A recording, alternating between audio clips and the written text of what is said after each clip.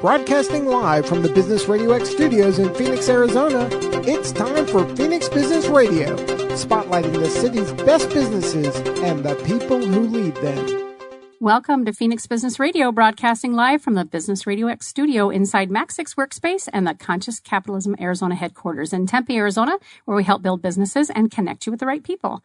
I'm Karen Nowicki, and I am very excited to have a full house today for this incredible conversation I anticipate that we'll be having.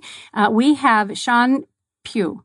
Correct. Oh, thank goodness. I always well, not always, because clearly I didn't just now, but I always want to make sure I can pronounce first and last names correctly, and I didn't do that with your last name. So Chon Pugh, who is the pastor and life coach with Spirit-Led Life Coach and Bethlehem Lutheran Church. Welcome. Thank you so much, Karen. We have you to thank for this gathering today. I guess we have Dan, my studio ambassador and intern, to thank, but when we invite guests for the first time, we always like to say, who is in your pack? Who would be willing to come and help you tell your success story? And folks that might be power partners or clients and just powerful people. So we've done that today, and we want to thank you for bringing along with you two amazing individuals. Karen Camblin, your computer lady. Welcome, Karen.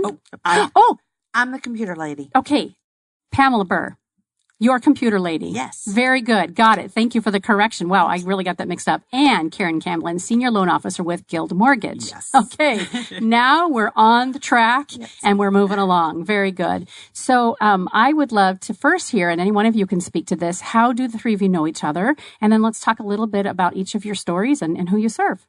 We are all in a women's networking group called WSRG, or Women's Success Referral Group.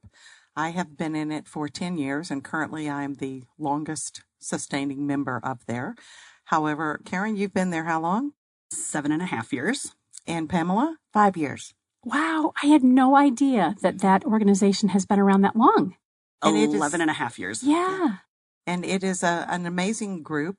45 women meet every Thursday from 9:30 until 11:15, and they're all business owners, and it's just an incredibly powerful group of women. And if you want something done, like feeding the homeless or doing something like that, it's amazing when you've got that many high-spirited and high-powered people that truly have big hearts and just want to care.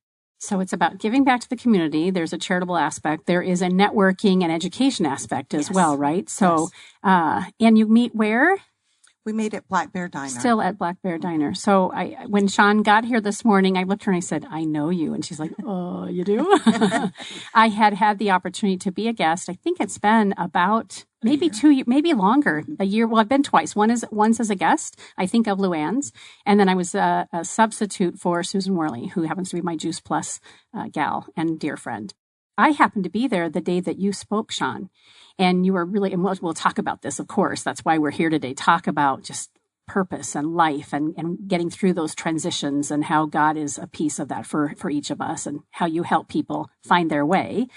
But after hearing you speak, you happened to be the guest speaker that day. I kind of tucked you into my mind and my heart as someone I need to follow up with. And I don't remember the span of time that it took for me to reach out. But I then called, I think, and or emailed and said, I need some help with a kiddo of mine. And we talked by phone. And I know that after that, you spoke to my son as well. And I was so grateful. In fact, I'd have to go back and look at the email. But I know that I followed up and said, wow, thank you for just being of service, I think more for me than anything else. And so I've had a chance just to come a couple of times. You meet weekly? You might have said this already. Do you meet weekly then? Yes. Yeah. And I think you have a waiting list, don't you? Yes. Right. So, and is it similar to some other groups where accountability and networking groups where it's one business or industry is represented? Yes, it is. Okay. And what, if you each could tell me, what is your favorite thing? Like with 10 years and 7 years and 5 years, why do you keep going back week in and week out? Karen, would you start for us? It is my main source of business. Oh, wow. I do not, being in the mortgage world, there's lots of ways to get your business, and I have found that to be a very strong source. I'm not a fly-by-night type of person, and I think the people in there are in there to better themselves as well as all of the other members in that group. We form our own sales force out of that group rather than individual take. Love it. And are you the current president? I am. Yeah. So right after Luann, right? Yes. Yeah, very good. And how long will that term be for you? 3 weeks left. Oh my gosh, we're catching you at the tail end. Yes. And has the successor been named already? In 2 weeks. Okay. And do you already know? No. Okay. Oh, okay. Wow. So 2 more weeks. I think she's sitting to my left. Really? Since she is running unopposed, Oh, the chances are really good. oh, that's so fun. Well, I won't congratulate you in advance because I don't want to be presumptuous, but congratulations. And we'll let you know. Yes, please do. Let me know. So how fun. So, it's your main source of business, Karen, and you love the reciprocity is what I'm hearing. It's this Yes. giving that Shawn spoke to, but also people wanting to better themselves. Correct. We have watched members come in that had never networked, had never been in business, and 2, 3, 4 years later, it's amazing that they can get up and present in a room of 45 women and how much stronger they become. And knowing that that's because of who we are makes it all worth it. So proud of that, aren't you? Yeah. Shawn, how about you? What is your favorite thing about being a long-term member and potential future president? For me, there are 45 women there, and when women and women are together, we speak from our heart. And if it gets safe enough, we can speak from our gut. And so it's not a networking group where it's a bunch of talking heads. It's a networking group where it's a bunch of hearts. And we have held up people through breast cancer. We have held up people through deaths of spouses, through deaths of children, through just horrible, horrible things. I've had 2 knee surgeries and had people deliver food to my house.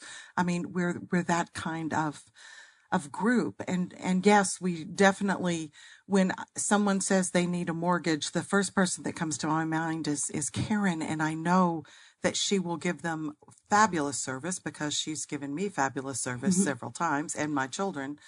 And when I talk about anything to do with computers, Pamela is who I call, and she helps out the church quite frequently and church members too. And so you get to know the people. So when you're recommending them, you can really stand behind it. It's not just someone whose business card you've picked up. What a great way to explain who you all are. I'm hearing that you're a family and you all have chosen to walk life together. Yes. Love it. Pamela, how about you? Your favorite thing? Work from a home office by myself. And it's very easy for me to get isolated and to just get too focused. So going to WSRG every week reminds me there are other people in the world with other interests and things that they can teach me, things that I can teach them. And so that has been very beneficial and very, very good for me. As Karen said, there have been women that have come in that have never spoken in front of a group before. And I helped start the training on doing that, which I love to do. And I always tell them, this is the friendliest group you will ever speak to. These people are friendlier than your family. They want you to succeed. And I've watched them grow. You know, the first time I thought Elizabeth was going to have a heart attack when she spoke. Now she's up there cracking jokes and doing demonstrations and so comfortable with it. But it's because she knows the support of that group. Wow. It is amazing. This segment is not just dedicated to WSRG. In fact, I hadn't even known that you all were part of that. So I'm glad we had a chance to kind of promote it.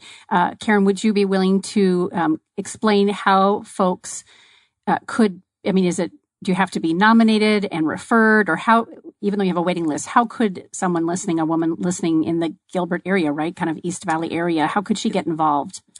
If they contact one of our members, they can find out if there's a competing category, and if there's not, because we are one category per person. Sure.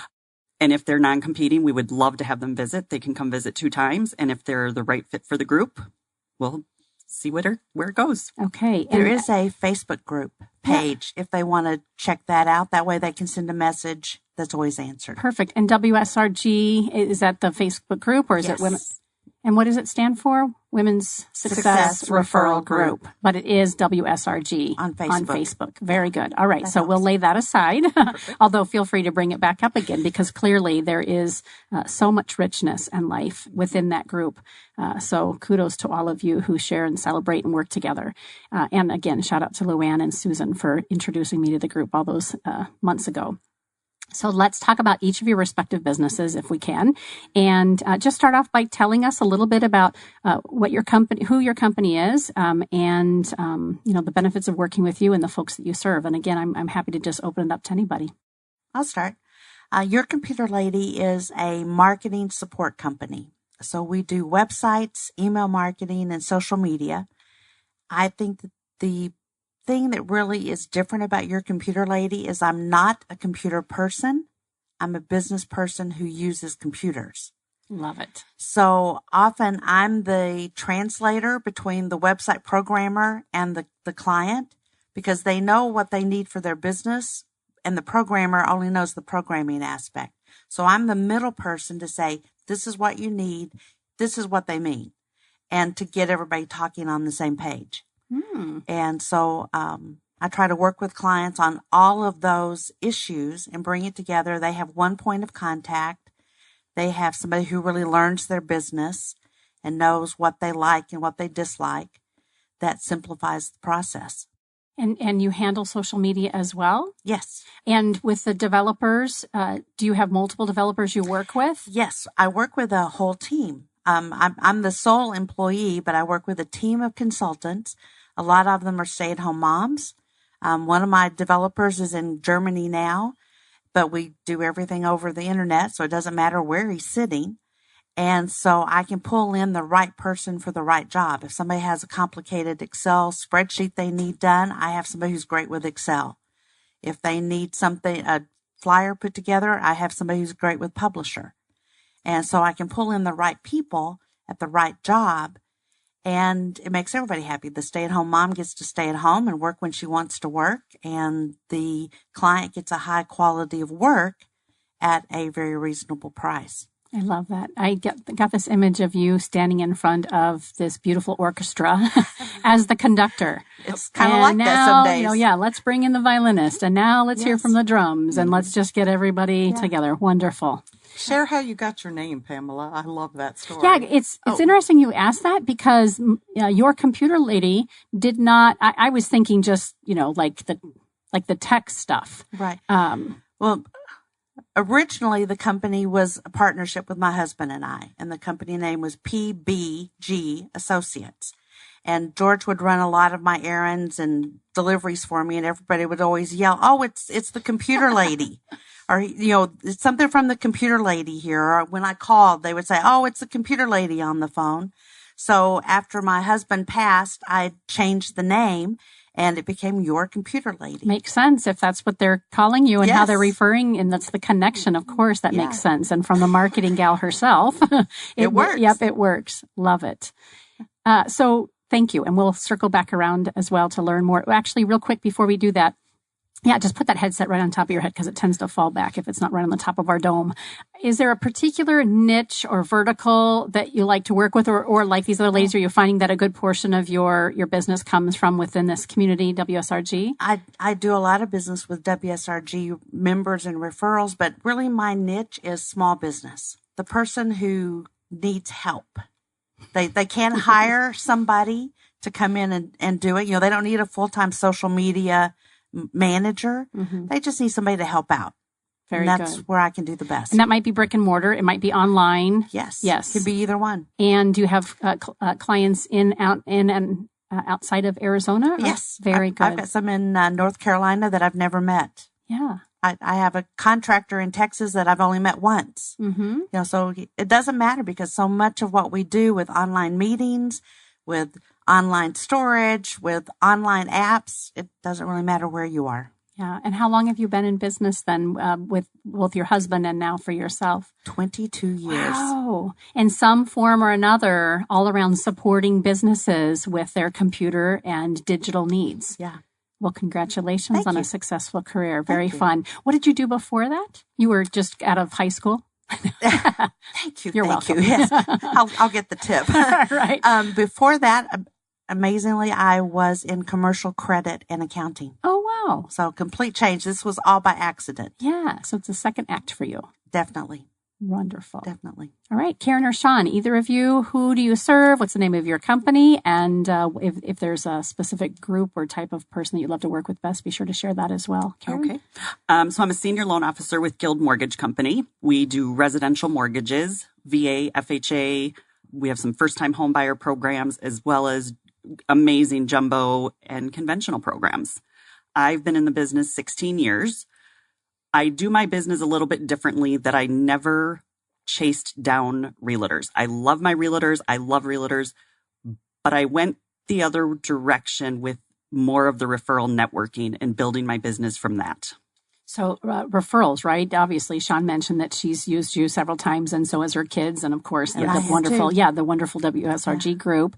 And that's unique, isn't it? Because many mortgage brokers and our lenders are kind of, as you said, chasing down those realtors, and it works for them. That's why they do it. They find a couple of realtors that will feed them business. But you took a different approach and built those relationships with the people that you love to do business with, and they in turn are your talking pieces for you. Yes, they're my bigger sphere. Yeah. I do have a handful of agents that refer. I am their lender, but it's just something I've never gone after. I do some presentations at different businesses for their first-time home buyers, or I get a grasp on what their clientele or the diversity of their employees are, and I'll go in and do presentations to see if there's a way I can help them own in the future. Love it. And that's very smart to not only rely on a referral business, but still going out there and making those connections with new people and taking that responsibility. I think that's a very important decision as a business. Yep. And so Guild Mortgage. Love Guild. Yeah. How long have you been with them? I have been there 3.5 years. Wow. Yes. And so how many different offices do they have? We are across the country. They have been in business 60 years. Oh, wow. We are a direct servicer, so a good portion of our loans, once you close, you will pay Guild, which is kind of nice because if somebody has an issue with their mortgage, they can call me directly and we can get it taken care of, whether it's insurance or taxes or just an overall question. So I love it.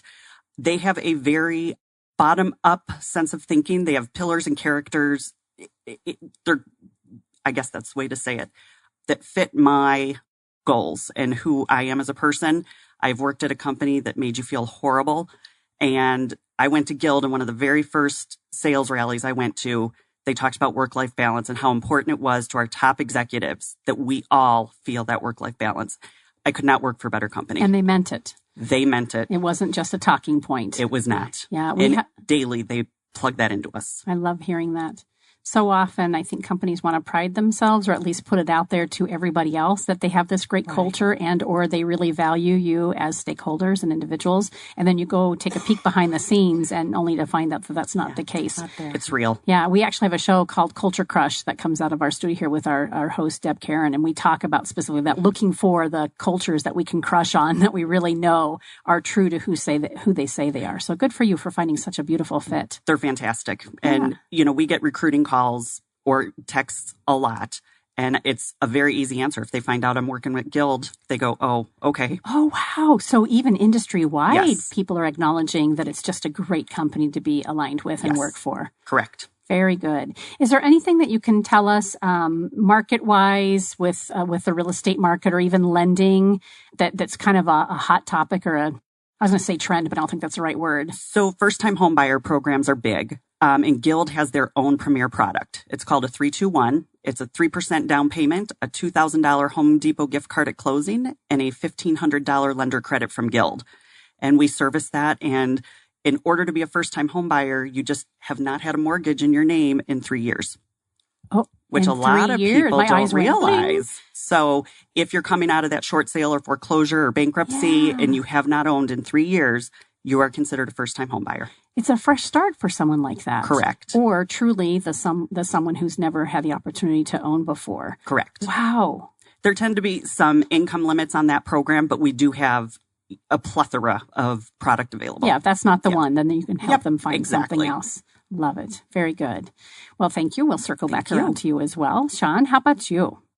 The name of the company is Spirit-Led Life Coach. And as you said, I'm also the pastor at Bethlehem Lutheran Church. Have been doing both those roles for quite some time now. I have. I've been a life coach since 2009, and I've been at Bethlehem since 2010. Wow.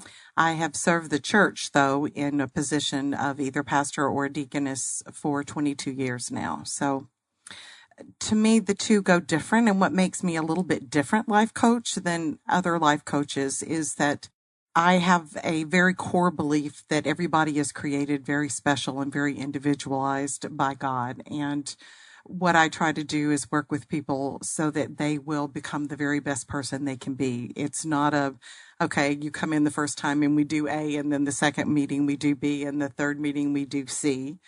It's come in and just let me hear where you are. And everybody needs a different viewpoint. They come in as a different human being. And so that's where I go with that as far as the life coaching aspect of it does. A lot of people have gotten messed up by their belief in God too.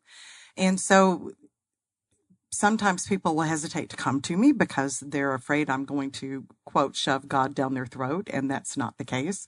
And other people come because they want God to have real distinct boundaries. There's a right way and a wrong way, and sometimes that's not the case either, that the lines can be muddled. And so a lot of people deal with what I call television theology, stuff that they have either read on television, read on in books or on television. And so they just have their minds kind of messed up in what they really believe. And a lot of shame comes with that. And so I deal with a lot of that. Shame is a big deal, isn't it?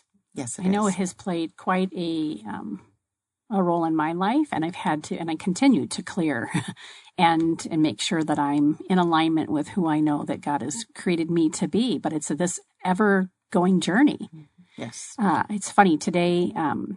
A video just released, a 3-video series with Maria Tomas Keegan. I don't know if you're familiar with her. She wrote a book. I think it's called Transition and Thrive, or that's the name of her company. Upside Down, Right Side Up is her new book.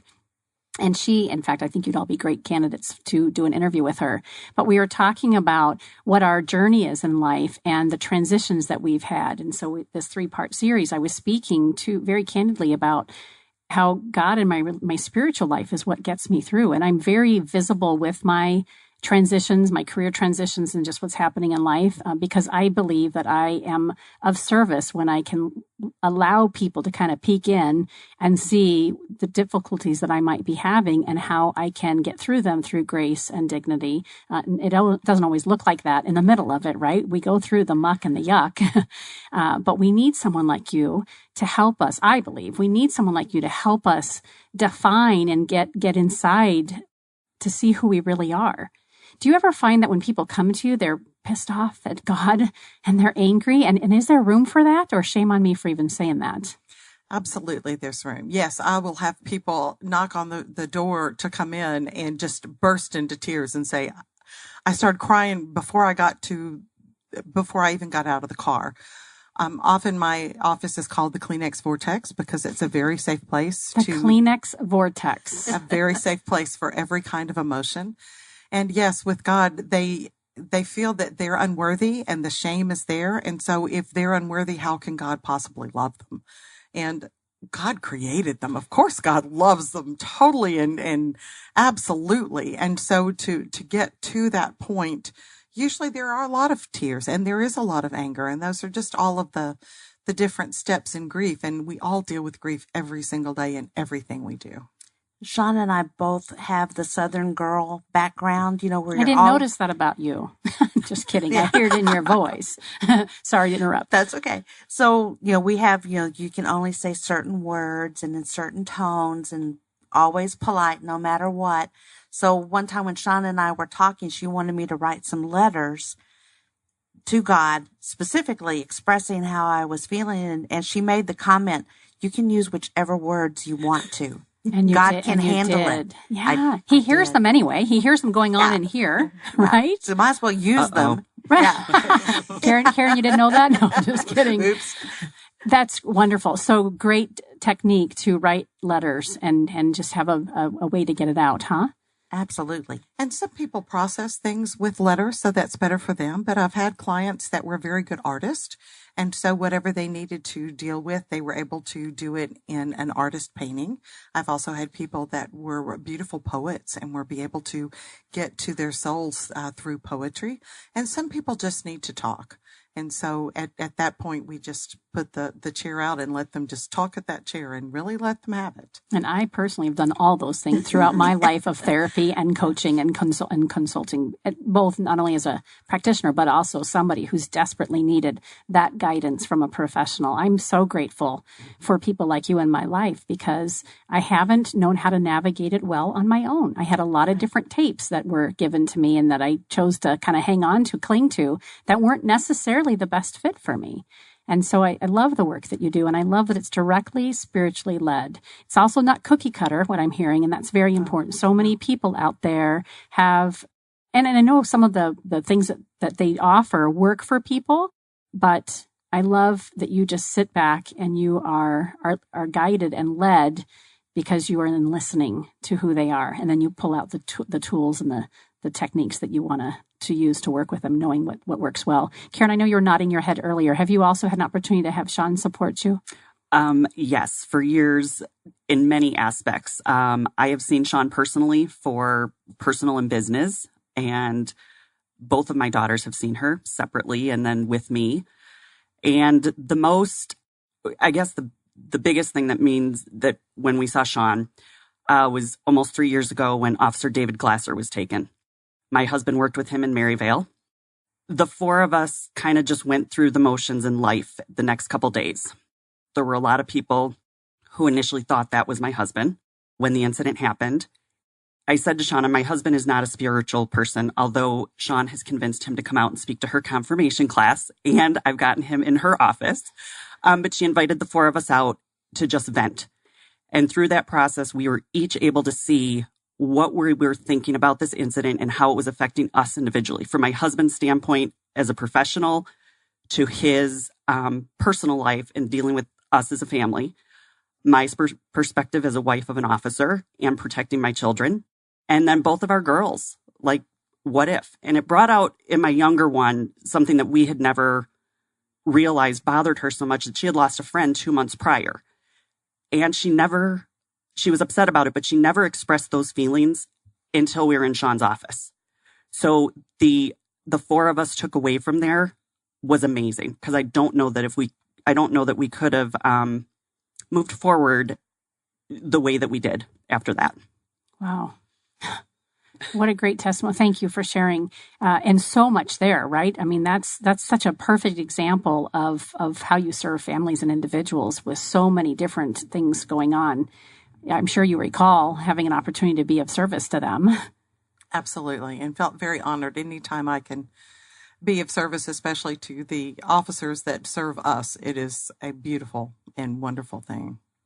My brother is the SWAT sergeant for the city of Chandler, and he's been doing that for a career. And every time when there's something that goes down, that's when I'm reminded how quickly his life could be taken from us. And again, in service of our community and others. And I'm grateful for his service. We haven't had to deal with tragedy. I mean, we've had plenty of tragedies in our lives, but not that. So kudos to you for having someone in your life who could so elegantly help all of you work through it. It was amazing. How old were the girls at the time, if I could ask? So Samantha would have been 16 and Grace would have been 14. Okay. So, Shawn, you work with people of all ages then, pretty much? I do. I can work with the younger children that need to have a task laid out for them. If they're on some kind of doctor's medication with ADHD or whatever, then I can work with them to get a plan in place so they can get rewards for what they do right. And my technique with that is to have them come down, and I just keep a whole bunch of dominoes in my office, and we put them on the floor and just talk to them as they are putting the dominoes together. And I have a couple of cars, because most of the time these are males, and they're just rolling the dominoes and the cars out and the dominoes out and making houses and just telling me what's going on. And so then we get a plan, and then the child signs it, the parents sign it, and we have consequences if and then gifts if they don't do it. So that's working with that. And then with middle schoolers and high schoolers, there's all kinds of different things.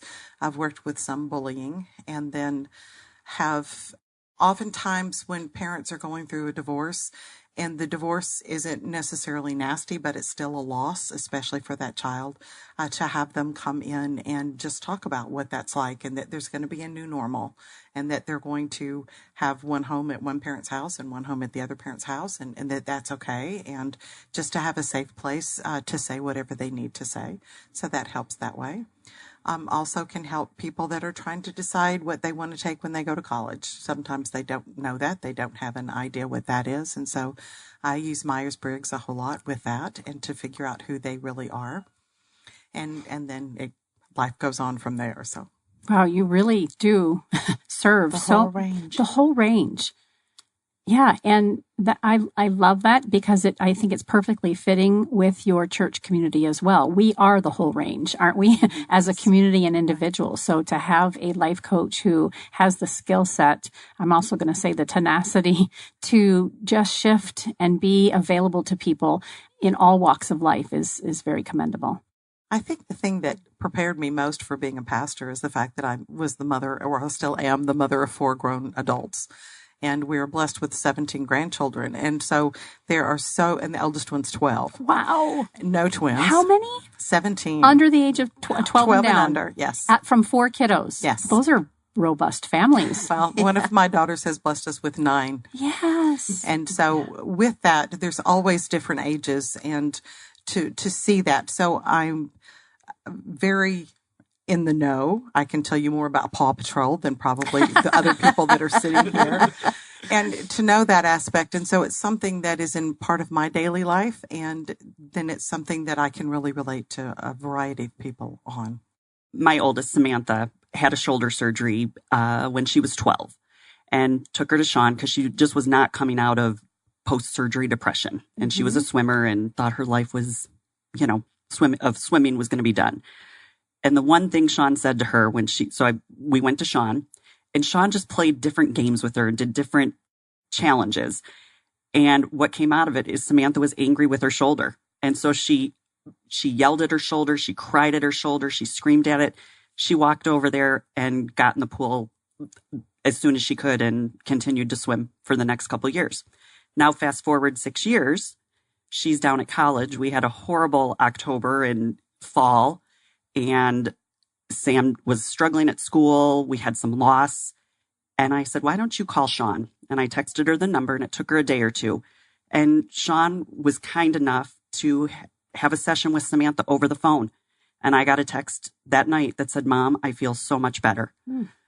So it's the ray. I mean, that's 6 years of growth in a child. Right, in a child, which is so important. As parents, the conscientious parent and the spiritual parent wants to offer the right guidance, wants to be there, but we don't always have the right answers or the right, and our kids listen to us differently, right? So we discussed in the green room before we came in, I don't have the years of experience you do, but I've chosen a professional life as a life coach, and a big portion of that is spiritual coaching. But my kiddos, they're like fingers up and like, don't do that stuff on me, right? And I'm like, you should see my client list. Like, this is a list of very impressive people, and you're not going to listen to what I have to say, but they sometimes don't, right? So how great that you could just plant that seed and say, hey, why don't you talk to Shawn again? And for her to have that as a young woman, to know that she always has that guidance and is willing to listen is phenomenal. And I carry with me my little acronym, WWCD or WWCS. What would Shawn do, or what would Shawn say? I love that. I know there's another version of that. That's fun. A lot of fun. So you work with youth, you work with families, you work with individuals, you help folks work through transition and grief, as well as career shifts and changes. I know, Karen, you had briefly mentioned that before we talked a little bit more about your family experience with Shawn, but she's helped you in business as well. Yes. Yeah. And Pamela, you too? Yes, Shawn has helped me a lot with, really mainly with grief issues. Okay. I had some very big losses, and Shawn helped me work through those. And because it was affecting work and life balance and the whole picture. So she really worked with me to work through those issues and get at least a better handle on them. And you mentioned earlier that your husband has passed on. How long Yes. ago was that? He has been gone now 17 years. 17 years. So you didn't know Shawn back then, but Nope. but some of that has probably come to play as you've experienced other grief. Oh, absolutely. There were several, and some in a very short period of time. A daughter, two grandparents, Oh, my both goodness. parents, and my husband, and in a relatively short period of time. So I never got over one circumstance before the next one happened. And while I thought I had handled things pretty well and dealt with it, they just kept coming back up and coming back up. So Shawn and I did a lot of work to talk through those issues, talk about how to move on. You know, what do you do? Because you never get over grief. It's not like, oh, you've gone through 1 year now, you're done. It's always there, but life goes on. And so how do you do that? What does it look like? How do you do that without feeling guilty or ashamed of it? And, you know, how do you move on? And so she helped a great deal with that.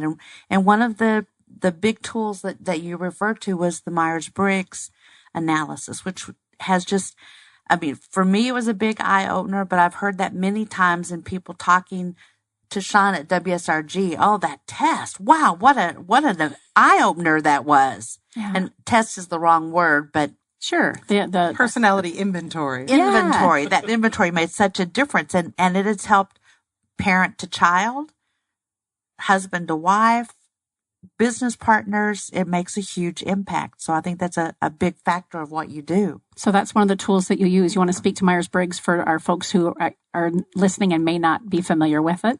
Sure. Myers Briggs was created by Myers and Briggs. That's the name.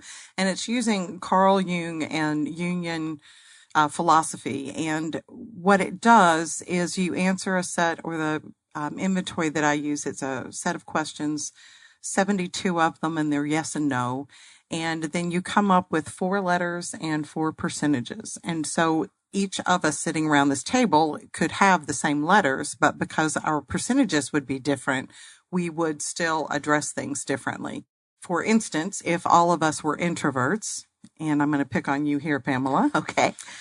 Pamela, being a very strong introvert, would, for every hour that she is with a whole lot of people, then she would need a set amount of time away from people to be able to, because when she's with people, she's not able to process what's going on. She needs later time to process what's going on. Hello, sister.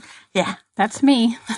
And just to give a practical example of that, I love the WSRG meetings, but it is 2 hours of heavy on time for me.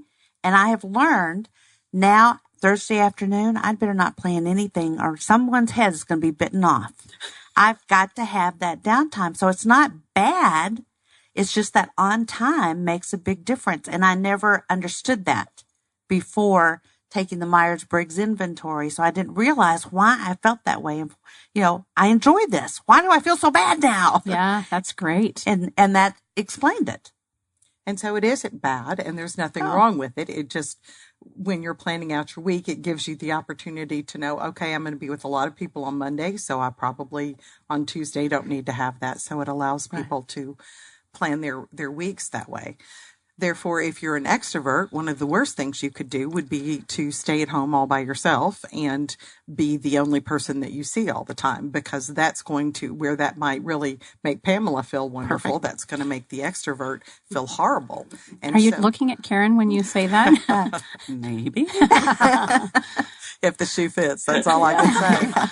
I love it. So, how young, and not that you might have a hard age, but how young have you used the Myers-Briggs with? Is there a recommendation for?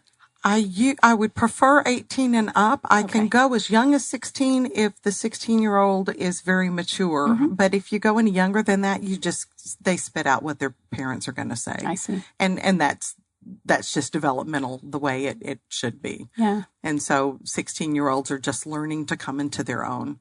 And so they're going to have a lot of their parents' viewpoints and that kind of thing. Is this a tool and an inventory that you use with everybody, or do you just, like the rest of your practice, you kind of wait and see where the need is? A lot of times people will call up and say, I was referred to you and I'm not quite sure what I'm there for. So the Myers Briggs is a safe way to come in. Excellent. And so then people can understand who they are. And a lot of what I do is built on trust, because I'm asking people to share their innermost thoughts that sometimes they haven't even shared with themselves. And I know that. And so if they've been in WSRG with me or they're part of the congregation, then they already know that.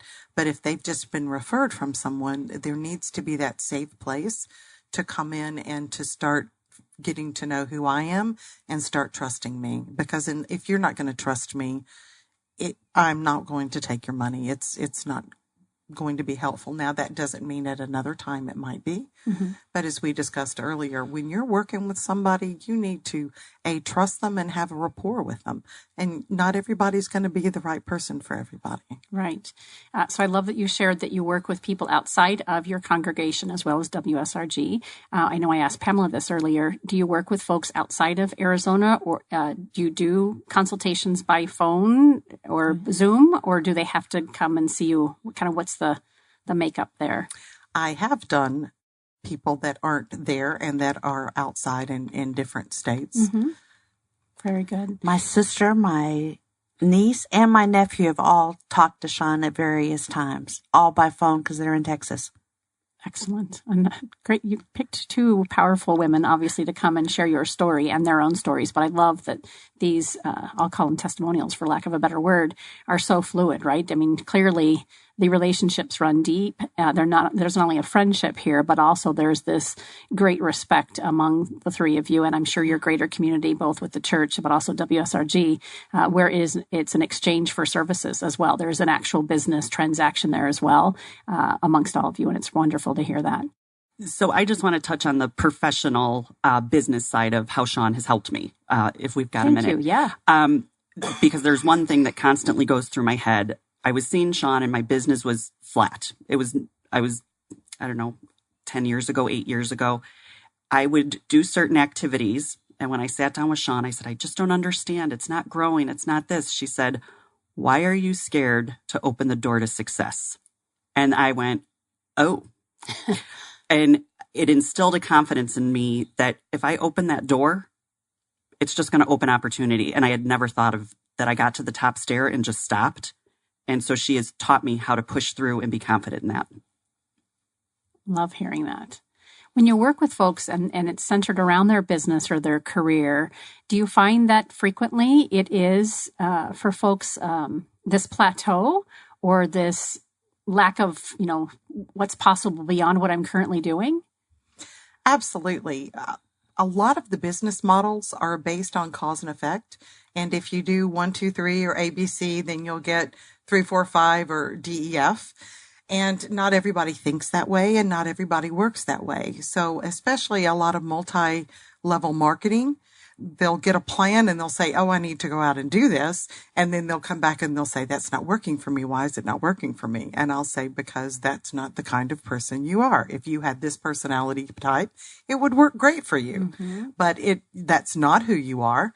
And so it's not going to. And so a lot of times people stop themselves because they are almost afraid of what's next. And a lot of times people that are real good at following directions don't always have the ability to be able to think outside the box, and that's what needs to happen. And so they stay inside the box and they stay inside the numbers, and they do that really well. But unless the numbers go to XYZ, they might not ever get there unless they have someone pushing or kicking or screaming or whatever it takes to get them to go. I can see how the Myers Briggs, again, makes it this great tool that you're obviously very well versed in and certified to share and to work with folks, right? I'm sensing that it kind of pulls, it's no longer personal, it just is, right? So I don't have to be, I can be unattached to it. You're helping me see these are behaviors and here's the background as to why, but they don't have to keep me stuck. And here's based on my personality, how I can grow and work within that.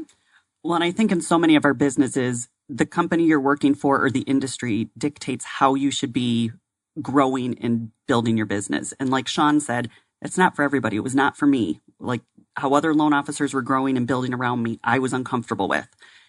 which is why I go back to referral networking and, I'm not like every other loan officer. And Shawn said, it's okay. You do your business holistically and different, and that's okay. And that was another big part of the growth. I think it's important too.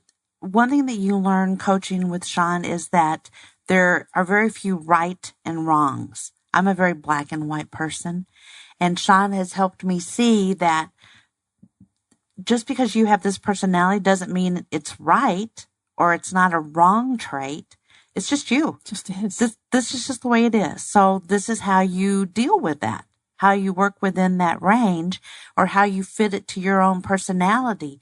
You don't have to be like everybody else. And I think we lose track of that sometimes. It's very easy in our world to say, oh, I've got to do that, or I have to be this way. And it's good to be reminded, no, the way you are is the right way. What do you think as you sit here and listen to these women share and celebrate who you are in their lives? I just celebrate who they are in their lives. It really is about them. I feel very honored that I just call myself a straw, that I can connect them with their higher power, and I just hold the energy that goes back and forth. They both have been blessed by God, and they are just amazing people. And as they walk into their amazingness, then this is what you see. It's about them. It really is not about me. I love that. The Kleenex vortex is kicking in. Yeah, right? I do have Kleenex. Let me reach for it.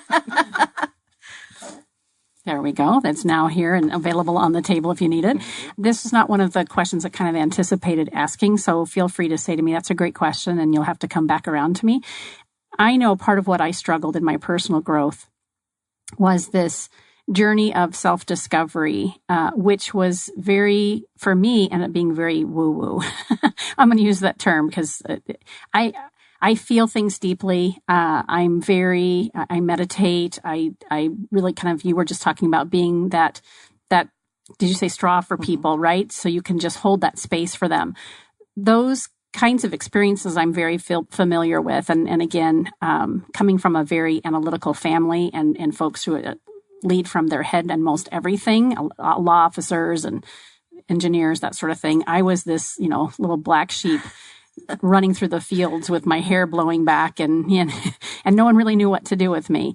And I shared this and the question really, or the thought is for all of us to talk about is that, when it comes to religion, there are often these set of rules. And you said this early on in our conversation, there's this set of rules and how we're supposed to be. And I found in my own personal discovery, that I was less of a religious person and more of a spiritual person. And for some people, that's the same thing. But for me, it felt very different. So all that to say, as I listened to all three of you talk, and you are a pastor for a Lutheran church, and you also speak very elegantly and eloquently about spirituality and just this whole esoteric, I don't know, this untangible thing that we have as human beings living a divine experience. Have you ever experienced where people like challenge you on the soulness of this, or do you find that it really is a matched fit and no one ever questions that? That's a crazy question. I don't even know that came out well. Hopefully you can make something of that. What I find is a lot of people are fear-based. And when they come at me, and I will use that term, with guns blazing, it's out of fear. And they come with this, I have to be right, they have to be right, or with this fear because it's what they've chosen. And they're just waiting for me to tell them that they're wrong. And what I love about the Lutheran Church, the ELCA part of it, of which I'm a part of, is that that's not how we see things. Most people are really surprised to know that the 10 Commandments, who most people hold up and say, these are all these repressive things, and they're, you shall not kill, you shall not commit adultery, you shall not do all of these. They were given in grace. They were given to a group of people that had had all privileges taken away from them. They had been people that had been slaves to Pharaoh, and Pharaoh could come up and just kill anybody whenever Pharaoh chose, or could say, you're not going to be in this family anymore. You're going to be over here because you've got really strong bones and I need strong people to work in my rock quarry. So you're going to go do this, or I want to have sex with your wife right now, or your daughter, or whoever. And so these people, when they were finally released, were given these 10 sets of this commandments, these 10 saying, people won't kill you anymore. This is not a good thing. People will not take your spouse. So it was grace given. And so when you come from a faith that has all of this grace upon grace, instead of these absolutes, you're wrong and shaming, it's amazing how that turns around. And so the God that I serve and the God that I believe in and the God that I preach about is one just of absolute and total love. And so when people come in fear, that's not the God I believe in. I don't believe in a God that you have to be afraid of. And because when people come in fear, it's because other people have instilled their fear on top of them. And we've got a choice to live in faith or to live in fear. And those are really the two that fight each other more than anything. I think we need some comic relief. I think you should share the story about the woman who wouldn't come to church because of the snakes. Oh. Okay. So I was in the gym working out, and it was at the end of my shift, and I was doing the horrible sit-ups that I hate more than anything on that ball that I hate to sit on. And so the gym instructor, the next person had come in, and so my gym instructor and the other woman were talking. And so they started talking about snakes in a pit and how they didn't go to church. And the woman that came in said she didn't go because she knew if she got thrown into a pit of snakes that she was going to get killed. And so my instructor said, well, Shawn over there, she's a pastor. And she goes, what do you know about snakes being in a pit and killing people? And I said, I don't know any of that. And she goes, well, it's in the Old Testament. And I said, well, there's definitely snakes in the Old Testament, but I'm not aware. Can you tell me where I can find, because I'm always wanting to know new things about theology. Can you tell me where you can find these snakes in there? And she goes, no. She goes, I guess I heard about it when I was in the South. I was raised in the South. And I said, well, I've got to tell you, I was born and raised in Arkansas. I've lived in Texas and North Carolina and Alabama. So that's pretty much the South. And I have still never heard about these snakes that kill you if you get put in a pit. And if you're good, the snakes bite you and you live. And if you're bad, the snakes bite you and you die. That was legitimately her belief and her understanding. Yes. And so I said, I don't get it. I said, I happen to have a Bible with me on my phone. I would love for you to find it with me, because again, I was not trying to put her down. Challenging her, right. I just thought maybe she knew something I didn't know. And so she goes, I said, well, were you in a class? Where did you learn that? And she looked at me and she goes, well, I guess I learned that on television. And I said, okay, so you've got television theology. Yes. And that's what most people have, or a large amount of people have television theology. And a lot of people walk around with the 13-year-old view of theology. It's what they learned in Sunday school and possibly through confirmation. But when you look at all the other important things, I know if I still took care of my finances as I did when I was 13, I would have no money. And if I had relationships like I did with 13, I would be crying every single day because my best friend didn't talk to me as much as I wanted to. Right.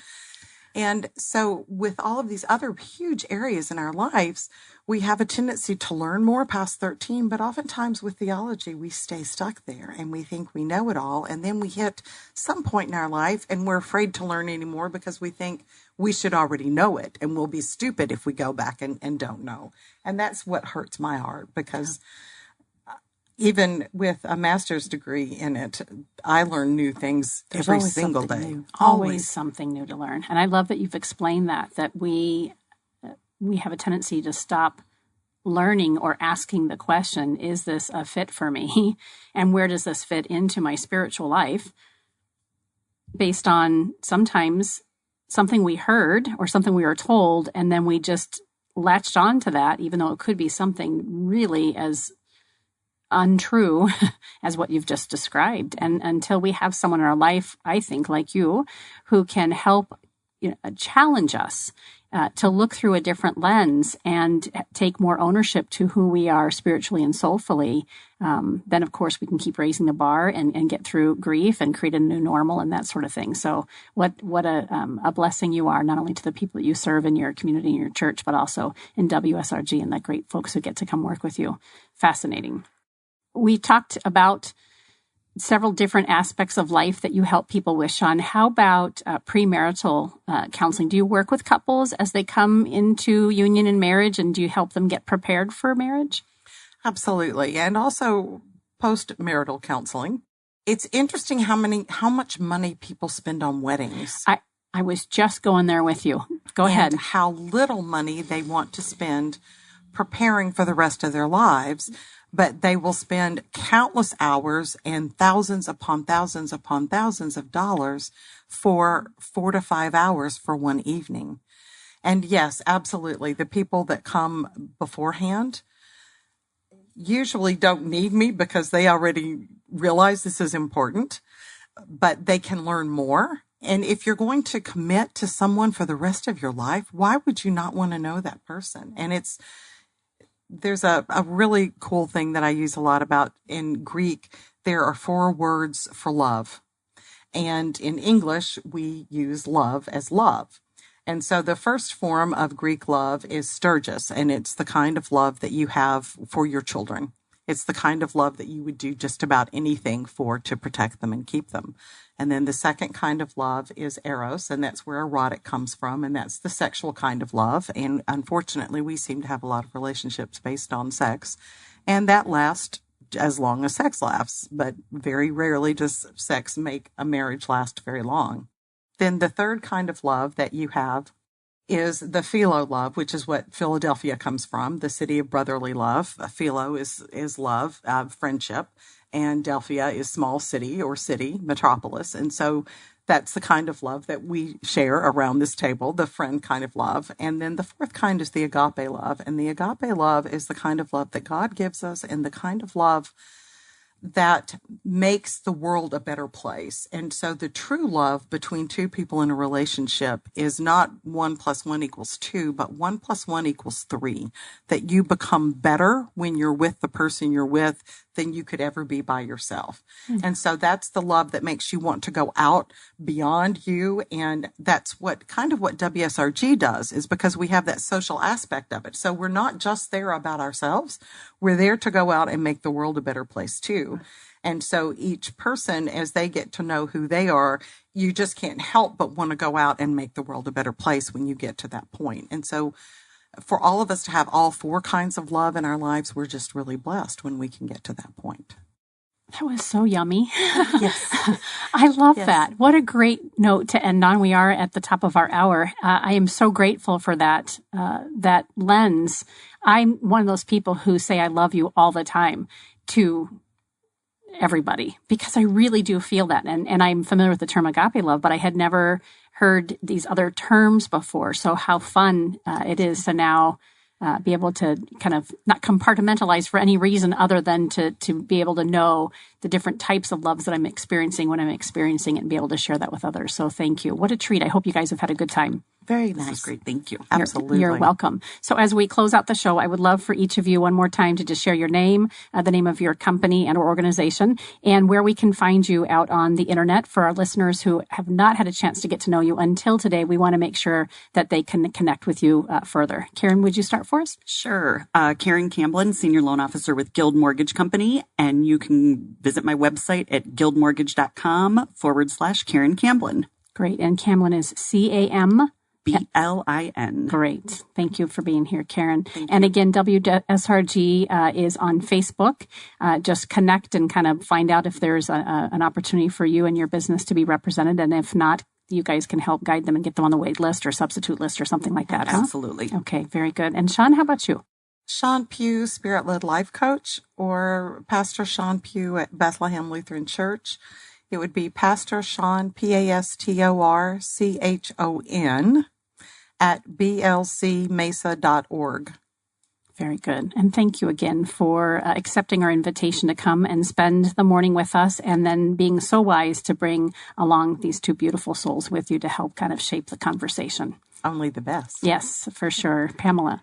Pamela Bir, Your Computer Lady, and you can visit my website, yourcomputerlady.com. That's easy. Simple. Very good.